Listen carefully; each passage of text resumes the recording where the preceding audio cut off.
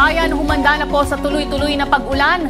Maging alerto sa flash flood lalo na sa areas na makararanas ng mas maraming volume na pag-ulan dala ng Tropical Depression Wilma, particular dito sa Samar at Leyte Islands at ilang bahagi rin ng Northern Mindanao at Southern Bicol Region.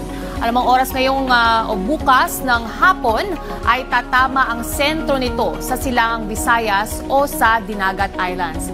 Huling namataan ng bagyong Wilma sa line ng 180 kilometers silangan ng Borongan City, Eastern Samar at may taglay itong hangin nasa 45 kilometers per hour at may pabugso na 55 kilometers per hour.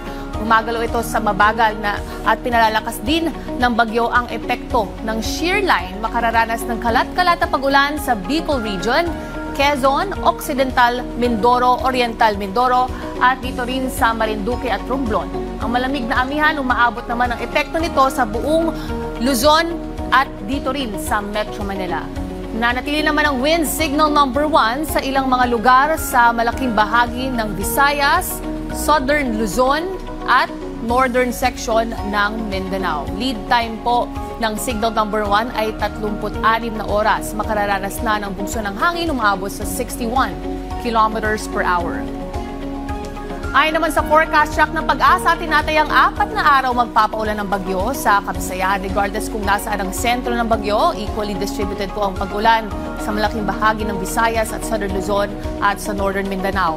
Tatama na nga ang sentro nito ayon sa latest forecast ng Pag-asa bukas ng hapon sa Eastern Samar o sa bahagi ng Dinagat. Base sa cone of probability, dadaanan din ito ang Leyte, Bohol at Cebu maghapon ng Linggo.